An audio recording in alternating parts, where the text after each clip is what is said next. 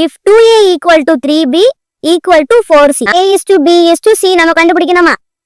ஏவோட ரேஷியோ வந்து எனக்கு தெரியணும். ஓகேவா? அப்ப என்ன பண்ணா a அப்படியே விட்டுறணும். b பக்கத்துல இருக்க நம்பரையோ c பக்கத்துல இருக்க நம்பரையோ மல்டிப்ளை பண்ணி எழுதிக்கணும். அதான் ஏவோட ரேஷியோ வேல்யூ. அதே மாதிரி எனக்கு b வேணும் அப்படின்னா b அப்படியே கம்ப்ளீட்டா விட்டுறணும். a பக்கத்துல இருக்க நம்பரும் c பக்கத்துல இருக்க நம்பரையும் மல்டிப்ளை பண்ணி போட்டுக்கணும்.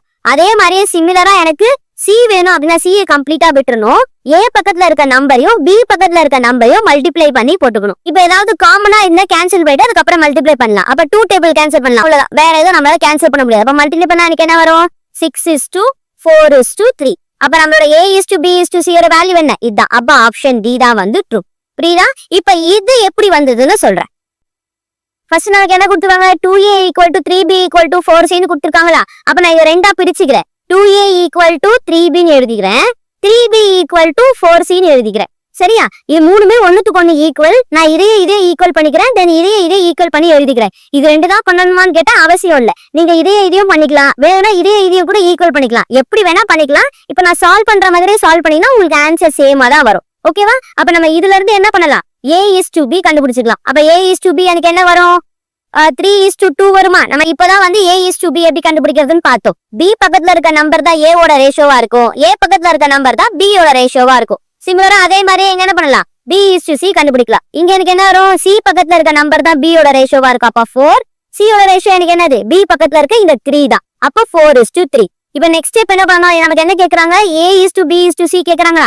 இந்த ரெண்டு ரேஷியோவை கம்பைன் பண்ணணும். கரெக்டா? அதுக்கு முதல்ல என்ன பண்ணணும்? யாரு காமனா இருக்காங்கன்னு பார்க்கணும். இங்கேயும் b இருக்கு, இங்கேயும் b இருக்கு. ஃபர்ஸ்ட் நான் என்ன பண்ணணும்? b எடுத்து எழுதி. b பக்கத்துல யார் ரேஷியோவா இருக்கா? a இருக்கு அண்ட் c இருக்கு. அப்ப ஏதாவது ஒரு சைடுல a, ஏதாவது ஒரு சைடுல c போட்டாச்சு. நெக்ஸ்ட் என்ன பண்ணணும்? இந்த வேல்யூஸ்லாம் இங்க நான் காப்பி பண்ணி எழுதுறேன். அப்ப ஃபர்ஸ்ட் நான் 3:2 எழுதிக்கிறேன், தென் 4:3 எழுதிட்டேன். தென் என்ன பண்ணணும்? வேக்கண்டா இருக்க பிளேஸ்ல பக்கத்துல இருக்க நம்பர் காப்பி டவுன் பண்ணணும். இங்க எனக்கு 2 இருக்கு, 2 எழுதுறேன். அப்ப இங்க எனக்கு 2 வரும். சிமிலரா இந்த இடம் எனக்கு வேக்கண்டா இருக்கு. அப்ப இந்த 4 நான் காப்பி பண்ணி எழுதுறேன். நெக்ஸ்ட் என்ன பண்ணணும்? மல்டிப்ளை பண்ணணும். அப்ப 3 into 4, 2 into 4, 2 into 3. நமக்கு a is to b is to c இங்க என்ன வந்திருக்கோ அதே தான் இங்கேயே எழுதியிருக்கோம்.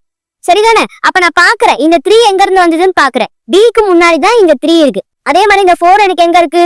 c க்கு பக்கத்துல 4 இருக்கு. அப்ப நான் a ஓட ரேஷியோ கண்டுபிடிக்கணும்னா b பக்கத்துல இருக்க நம்பரையும் c பக்கத்துல இருக்க நம்பரையும் மல்டிப்ளை பண்ணா போதும். அப்படியே எடுத்துக்கிறேன். அதே மாதிரி b ஓட ரேஷியோ என்ன? இந்த 2 எனக்கு எங்க இருக்கு? a க்கு பக்கத்துல இருக்கு. இந்த 4 எனக்கு எங்க இருக்கு? c க்கு பக்கத்துல இருக்கு. அப்ப b ஓட ரேஷியோ வேணா a பக்கத்துல இருக்க நம்பரையும் c பக்கத்துல இருக்க நம்பரையும் மல்டிப்ளை பண்ணா போதும். அதே மாதிரியே c ஓட ரேஷியோ கண்டுபிடிக்கிறேன்.